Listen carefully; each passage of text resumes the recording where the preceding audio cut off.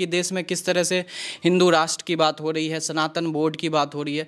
तो अगर वक्फ बोर्ड में संशोधन नहीं किया गया तो मुझे लगता है कि बीजेपी सरकार फिर एक नए बोर्ड, जैसे कि सनातन बोर्ड की मांग हो रही है आज, कल को हो सकता है सिख बोर्ड मांग करे, ईसाई अपने बोर्ड के लिए मांग करे, तो ये जो है ये बढ़ता ही जाएगा। तो इसको अभी ही इस पर लगाम लगा दी जाए तो मेरे हिसाब से सही है। पोर्शन कम है, रेशियो आप निकालेंगे तो बहुत कम है, लेकिन एक बोलते हैं ना इम्पैक्ट क्रिएट करना, कि अगर उस तरफ कोई झुक जा रहा है तो इम्पैक्ट बहुत ज़्यादा क्रिएट हो जा रहा है। नीतीश कुमार अपने मुस्लिम सपोर्टर को कभी जाने नहीं देंगे, क्योंकि अगर मुस्लिम सपोर्टर फ्लोट किया आरजेडी के तरफ या इंडी अलायंस के तरफ, हिंदू राष्ट्र, सनातन बोर्ड, इन सब चीज़ों का डिमांड होना, तो बीजेपी एक तरह से ये करना चाहती है कि हम जो हमारे समर्थक हैं हम उनको ये दिखा दें कि हम बिल भी लेके आए और बिल पास भी करा दिए। मान लो आप लोकसभा में पास हो गया, फिर सेशन ख़त्म हो गया, तो ये बिल हो सकता है एडजर्न हो जाए या मॉनसून सीज़न में चले जाए जब अगला सत्र आएगा।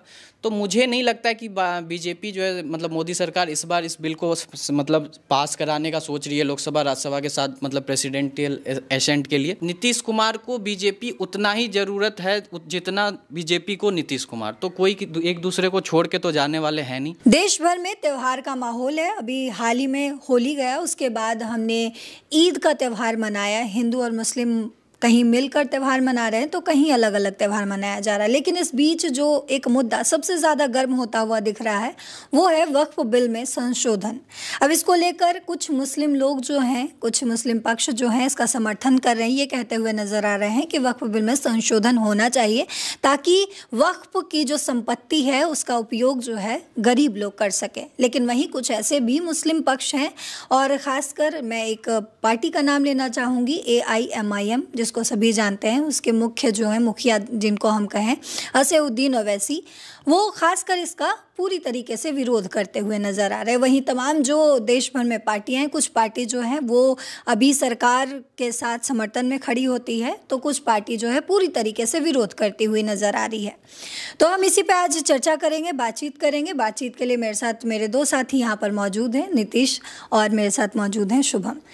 तो आप देख रहे हैं हमारा ख़ास शो हमारे चैनल पे, जहां हम पूरी स्वतंत्रता के साथ बात करते हैं। बातों में कोई हिचकिचाहट नहीं होती है, किसी तरह की कोई भी ऐसी बात नहीं होती है कि आपको लगे कि ये पार्शियल बात कर रहे हैं हम। इसीलिए हमारे चैनल का नाम भी है द डेमोक्रेटिक न्यूज़। तो आप सभी का बहुत स्वागत है। हम एक एक कर अपनी बात रखेंगे और आपको समझाने की कोशिश करेंगे कि आखिर वक्फ बोर्ड में संशोधन की ज़रूरत है या नहीं है, या फिर सबकी अपनी अपनी राय क्या है इस पर। सबसे पहले मैं शुभम से शुरू करूंगी। शुभम, जिस तरीके से वक्फ बोर्ड में संशोधन की बात की जा रही है, कुछ मुस्लिम पक्ष और कुछ मुस्लिम बड़े चेहरे भी जो हैं इसका समर्थन करते हुए नज़र आ रहे हैं, तो वहीं कई बड़े नेता हैं जो इसका समर्थन करते हुए नज़र नहीं आ रहे। तो आपका इस पर क्या मत है, आप कैसे देखते हैं इसको? देखिए, वक्फ बोर्ड को पहले थोड़ा वक्फ के बारे में जान लेते हैं। वक्फ एक अरबिक शब्द है जिसका मतलब है कि दान देना जी। तो वक्फ बोर्ड का मतलब है कि अगर कोई भी मुस्लिम अपना प्रॉपर्टी को दान देना चाहता है कोई धार्मिक काम के लिए, तो उसका जो वो ज़मीन को या लैंड दान कर रही है या कुछ भी चीज़ दान कर रही है, तो वो मैनेज एक बोर्ड करेगी, जिसके लिए वक्फ बोर्ड को स्थापित किया गया था। तो इस पर बहुत सारे अब लीडर, मेन है बीजेपी कह रही है कि इसको नहीं होना चाहिए। जो एक लॉ है वो सारे समाज के लिए, सारे देश के लिए बराबर होना चाहिए, एक जैसा होना चाहिए। लेकिन इस पर मुस्लिम जो पक्ष वाले हैं उनका कहना है कि अगर कोई आदमी दान कर ही रहा है अपना ज़मीन या कुछ भी चीज़ अगर धर्म के काम में, तो इस पे बीजेपी को दिक्कत क्या हो रही है। तो इस पर ही पॉलिटिक्स अभी चल रही है, और देखते हैं कि आने वाले सत्र में इसको अभी पास किया जाता है कि नहीं किया जाता जी। नीतीश, आप इसको कैसे देखते हैं? क्या मतलब आपको लगता है कि वक्फ बोर्ड में संशोधन की ज़रूरत है, या फिर आपको भी लगता है कि इसमें कोई संशोधन की ज़रूरत नहीं है? क्योंकि तमाम पार्टियां जो विपक्ष वो बीजेपी पर लगातार निशाना साधते हुए कहती है कि जो बीजेपी है वो सिर्फ मुसलमानों के लिए ही, मुसलमानों के ही इतने हितैषी क्यों बनते हैं, मुसलमानों के लिए ही इतना क्यों सोचते हैं, वो हिंदुओं के लिए क्यों नहीं सोचते? जब कुछ भी होता है तो मुसलमानों के वक्फ बोर्ड में संशोधन की बात करने होने लगते हैं, जबकि इससे पहले भी हमने देखा है कि 5 बार वक्फ बोर्ड बिल में जो है संशोधन हो चुका है, लेकिन इस बार देख रहे हैं जोरों शोरों से जो है वो इसका विरोध करते हुए नजर आ रहे हैं। तो आपका इस पे क्या मत है? देखिए, पहला मेरा मत तो मतलब पहले मेरा कहना ये होगा कि इस वक्फ बोर्ड में संशोधन होना चाहिए। क्यों होना चाहिए? अगर आप जिस तरह से पिछले कुछ सालों में आप न्यूज़ देखेंगे या फिर जिस तरह से रिपोर्ट्स आ रहे हैं कि किस तरह से डिमोलिशन का काम किया जा रहा है, मतलब जो अवैध अतिक्रमण है उसको हटाया जा रहा है, या फिर आप कांग्रेस के काल के टाइम के सच्चर कमेटी की रिपोर्ट देखेंगे, उसमें भी दिखाया गया है कि किस तरह से मुसलमानों का जो हालत है वो एक दलित से भी बेकार हो चुका है, मतलब दलित से तुलना किया जा रहा है। तो इसका मतलब जो वक्फ बोर्ड जिसे बनाया गया था कि वो मुसलमानों का सुरक्षा करेगी, गरीब मुसलमानों को शिक्षा मुहैया करवाएगी, दवाई मुहैया करवाएगी, मतलब जो भी जन कल्याण की सेवा होती है वो करवाएगी, वो करते हुए नाकाम दिख रही है वक्फ बोर्ड। तो वक्फ बोर्ड जो है, अभी तक वक्फ बोर्ड की जितनी भी लेखा जोखा जो भी है वो उनके खुद के जो मुस्लिम पर्सनल लॉ ट्रिब्यूनल है वो करते आ रहे हैं। उसमें उनके मौलाना मौलवी जो जिन्हें वो चुन के भेजते हैं वो बैठते हैं, मतलब वहाँ सरकार का कोई हस्तक्षेप नहीं होता है, वहाँ कोई जुडिशरी नहीं होता है, मतलब जो आम जुडिशरी जैसे हम आप जाते हैं हाई कोर्ट सुप्रीम कोर्ट जाते हैं, वहाँ ऐसा कुछ भी नहीं है। तो सरकार बस ये करना चाह रही है कि इससे पारदर्शिता बढ़े, कि मतलब जो इंडियन जुडिशरी है ये इन्वॉल्व हो सके वक्फ बोर्ड में, और वक्फ बोर्ड की जो भी प्रॉपर्टीज़ है, जैसे कि आप जानते हैं कि वक्फ बोर्ड के पास आज इंडियन डिफेंस और इंडियन रेलवे के बाद तीसरा नंबर आता है, लगभग 10 मिलियन या 10 लाख ऐसे से ज़्यादा हेक्टेयर से ज़्यादा प्रॉपर्टीज़ हैं वक्फ बोर्ड के पास। तो उसको रेगुलेट करने के लिए एक मैकेनिज्म हो जहाँ पे गवर्नमेंट इन्वॉल्व हो, जहाँ जुडिशरी इन्वॉल्व हो, क्योंकि ये देश एक संविधान से चलता है, किसी पर्सनल रीजनल लॉ से या फिर किसी के मतलब कोई एक धर्म के लॉ से नहीं चल सकता है। अगर ऐसा होगा तो फिर आप पिछले कुछ सालों से देख रहे होंगे कि देश में किस तरह से हिंदू राष्ट्र की बात हो रही है, सनातन बोर्ड की बात हो रही है। तो अगर वक्फ बोर्ड में संशोधन नहीं किया गया तो मुझे लगता है कि बीजेपी सरकार फिर एक नए बोर्ड, जैसे कि सनातन बोर्ड की मांग हो रही है आज, कल को हो सकता है सिख बोर्ड मांग करे, ईसाई अपने बोर्ड के लिए मांग करे, तो ये जो है ये बढ़ता ही जाएगा। तो इसको अभी ही इस पर लगाम लगा दी जाए तो मेरे हिसाब से सही है। तो आपने सुना कि नीतीश ने भी यही कहा कि वक्फ बोर्ड में संशोधन होना चाहिए। आप मेरे हाथ में एक डायरी देख रहे हैं, मेरे सामने लैपटॉप और कुछ अखबार भी है। इन तमाम चीज़ों में जो है वक्फ बोर्ड को लेके, संशोधन को लेके कहूँ तो खबर जो है वो छपती हुई नज़र आ रही है। मैं आपको कुछ ऐसी इससे जुड़ी जो है वो खबरें भी बता दूं, जैसे कि कांग्रेस के बड़े नेता जयराम रमेश ने इसका विरोध किया और उन्होंने कहा है कि अगर वक्फ बोर्ड में संशोधन किया जाता है तो वो कॉन्स्टिट्यूशन पर सीधा हमला है। वहीं मैं आपको बता दूं कि सैयद नसीरुद्दीन चिश्ती जो वक्फ के समर्थन में खड़े, वो भी एक मुसलमान है, और कई ऐसे मुसलमान हैं जो वक्फ बोर्ड बिल के संशोधन के लिए खड़े हैं, समर्थन में खड़े हैं बल्कि मैं कहूँ तो। लेकिन अब हम बात करेंगे वक्फ बोर्ड को बिहार से जोड़ के, क्योंकि आने वाले समय में बस 6 महीने बाद ही बिहार विधानसभा चुनाव होना है और बिहार में माना जाता है कि MY समीकरण माना जाता है। तो सबसे पहले मैं शुभम मैं आपको बोलूँगी कि पहले तो आप हमारे दर्शकों को ये समझाएं कि बिहार में MY समीकरण आखिर है क्या। कुछ वैसे तो हमारे दर्शक जानते हैं, लेकिन फिर भी आप इसको थोड़ा एलोब्रेट करके बताइए। देखिए, MY समीकरण का मतलब है M से हम लोग मुस्लिम को लेते हैं और Y से यादव। तो ऐसा माना जाता है कि जो हमने ये पहले यूपी में भी देख चुका है कि लोकसभा इलेक्शन के टाइम पे कि MY समीकरण उस टाइम पे काम किया था, जिसके वजह से बीजेपी को काफ़ी नुकसान झेलना पड़ा था। और यही चीज़ अब जो अपोजिशन पार्टी है, खास करके इंडिया अलायंस वाले, वो सोच रहे हैं कि ये चीज़ इम्प्लीमेंट किया जाए बिहार के भी इलेक्शन में, कि वहाँ पर भी MY समीकरण को चलाया जाए। लेकिन ऐसा होते हुए दिख नहीं रहा है बिहार में, क्योंकि वह बिहार की जो राजनीति है वो बाकी राज्यों से बहुत अलग है। वहाँ पर मेनली जाति की राजनीति की जाती है, ना कि धर्म की राजनीति। और वो चीज़ हमें दिखता भी है, क्योंकि अगर आप बिहार में देखें तो टोटल 7 करोड़ वोटर हैं, जिसमें से लगभग 2 करोड़ 30 लाख या 2 करोड़ 35 लाख वोटर मुस्लिम हैं। तो वहाँ पर मुस्लिम एक मेजॉरिटी रोल प्ले करते हैं डिसाइड करने में कि मुख्यमंत्री कुर्सी तक कौन जाएगा। अगर वो वोटर फ्लोटर वोटर जिसको हम बोलते हैं, कि अगर वो किसी भी तरफ झुकेगा तो बहुत पोर्शन कम है, रेशियो आप निकालेंगे तो बहुत कम है, लेकिन एक बोलते हैं ना इम्पैक्ट क्रिएट करना, कि अगर उस तरफ कोई झुक जा रहा है तो इम्पैक्ट बहुत ज़्यादा क्रिएट हो जा रहा है। तो वही चीज़ है। और ऐसा माना बिहार में 5 से 6 जिले ऐसे हैं जहाँ पे माना जाता है कि वो मुस्लिम बहुल इलाका माना जाता है बिहार में। हाँ, वो चाहे आप वो पूर्णिया के तरफ आप उस तरफ जाएं, जितने भी ज़िले आते हैं वो सारे वहाँ पर मुस्लिम बहुल के बहुत ज़्यादा लोग पाए जाते हैं। लेकिन एक ऐसा चीज़ देखा जाता है कि मुस्लिम जो हैं वहाँ पर वो नीतीश कुमार को सपोर्ट करते हैं एज ऑफ भी कि नीतीश कुमार बीजेपी के साथ बहुत दिनों से हैं और एनडीए में हैं। फिर भी वहाँ के लोग का मानना है कि नीतीश कुमार जो हैं वो राजनीति धर्म के आधार पर नहीं करते हैं।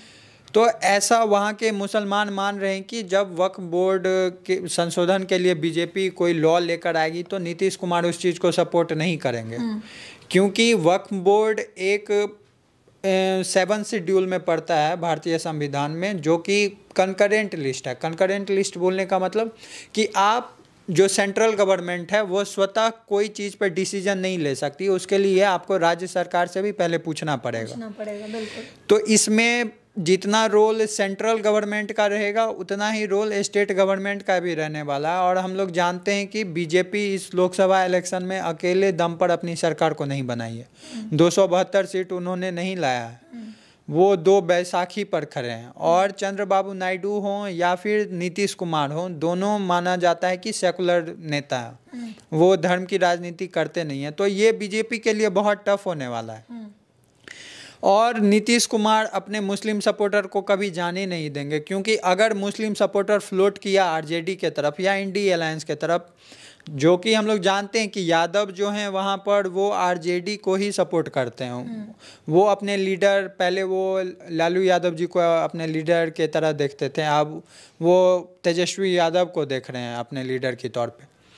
तो नीतीश कुमार बहुत पके पकाए नेता हैं बिहार की राजनीति में। हम लोग जानते हैं कि पिछले 20 साल से वही सीएम मतलब आते हैं जाते हैं, उनका एक बहुत मुख्य रोल रहा है राजनीति में।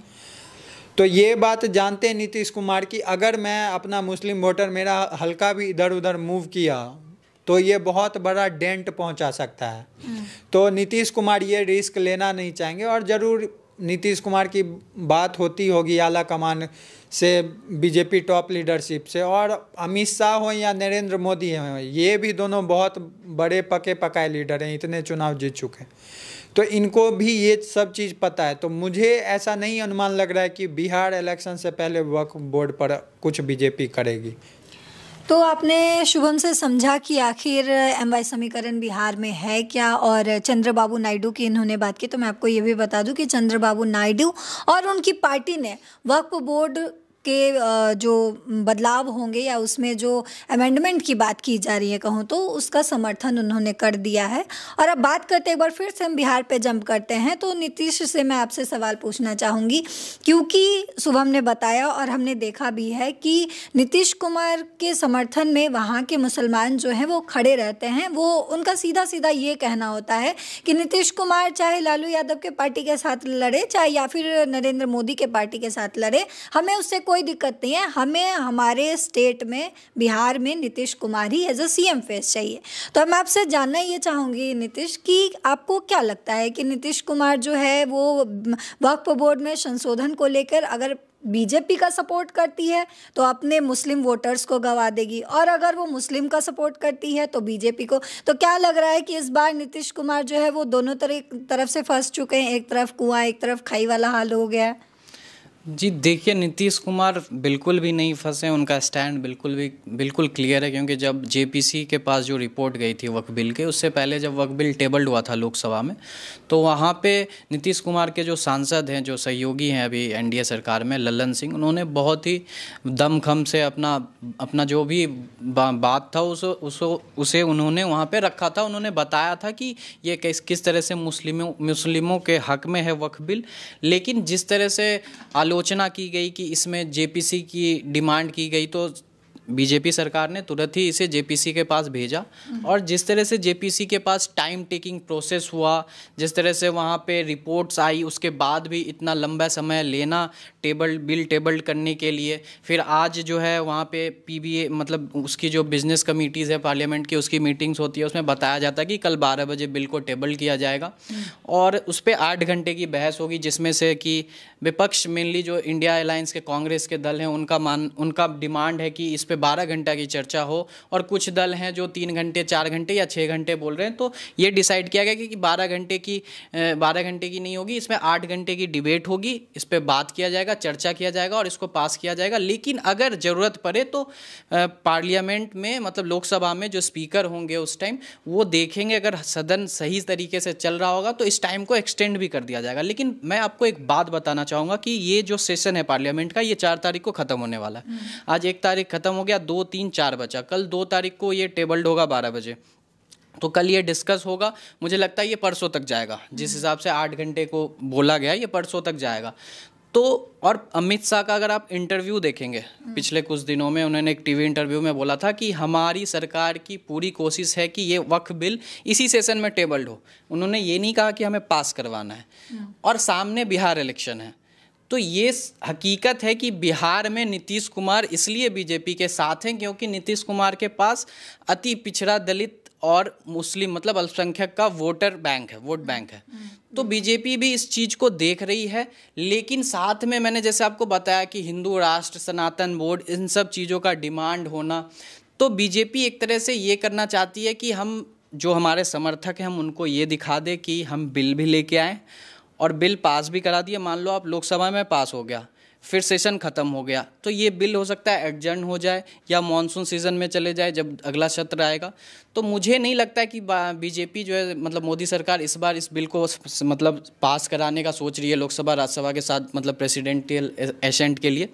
तो और बाकी बात रही टीडीपी और जदयू की, तो टीडीपी का बात मतलब उन्होंने अपने प्रेस कॉन्फ्रेंस में बोल दिया कि हम इस बिल के समर्थन में हैं क्योंकि जेपीसी में उनकी जो डिमांड थी, जैसे कि कमिश्नरेट को लेके कुछ डिमांड थी और फिर जो रेट्रोस्पेक्टिव लॉ जो ये मतलब पहले के जो मस्जिद और मदरसा उस पर नहीं लगे, तो वो सब मान लिया गया है। और नीतीश कुमार भी अभी शायद पटना में मीटिंग कर रहे हैं अपने पार्टी दफ्तर में, उनका भी शायद कुछ ऐसा ही वक्तव्य आने वाला है कल, वो भी शायद ऐसा ही कुछ करेंगे क्योंकि नीतीश कुमार को बीजेपी उतना ही ज़रूरत है जितना बीजेपी को नीतीश कुमार। तो कोई एक दूसरे को छोड़ के तो जाने वाले हैं नहीं।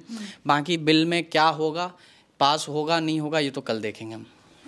तो इन्होंने बताया कि किस तरीके से जो है वो वक्फ बोर्ड बिल से जुड़े हुए नीतीश कुमार। कई ऐसे स्टेट हैं इंडिया में जहां की बीजेपी जो है वो दमखम के साथ अपने बदौलत जीतती है। हम यूपी की बात करें, हरियाणा की बात करें, मध्य प्रदेश की बात करें, तो इन तमाम जगहों पर और भी बहुत सारे स्टेट हैं जहाँ पे बीजेपी जो है वो अपने दम पर जीतती है। लेकिन बिहार जैसे स्टेट्स में बीजेपी को सहारे की ज़रूरत होती है, और सहारा सिर्फ ऐसा नहीं, सहारा ऐसा जहाँ की एक जो मेन लीडिंग पार्टी है वो उसके साथ होनी चाहिए, तभी बीजेपी जो है वो लीड कर पाएगी। जिस तरीके से बिहार में अभी नीतीश कुमार जो है वो बीजेपी का सहारा बने हुए हैं, लेकिन नीतीश कुमार भी कहीं ना कहीं इन दोनों चीज़ों के बीच वो है बीजेपी और एक तरफ है वक्फ बोर्ड बिल, इन दोनों के बीच फंसते हुए नजर आ रहे हैं। लेकिन आने वाले समय में हम देखेंगे कि किस तरीके से जो खिलाड़ी नेता हम कहें या दिग्गज नेता कहें बिहार के नीतीश कुमार, इन दोनों चीज़ों से कैसे वो खुद को बचते बचाते निकलेंगे और आने वाले बिहार विधानसभा चुनाव में वो क्या कुछ बड़ा खेल करेंगे, क्या कुछ बड़ा कदम उठाएंगे, ये तो आने वाले समय में ही पता चलेगा। अगर आपको इस वीडियो से कुछ दिलचस्प बातें जानने को मिली, कुछ ऐसी चीज़ें जानने को मिली जो आप अभी तक नहीं जानते थे, या फिर आपको कुछ नॉलेजफुल बात जानने को मिली है, तो आप इस वीडियो को लाइक करते जाइएगा, हमारे चैनल को प्लीज़ सब्सक्राइब करते जाइएगा और पसंद आया तो इस वीडियो को शेयर भी करते जाइएगा। बहुत बहुत धन्यवाद।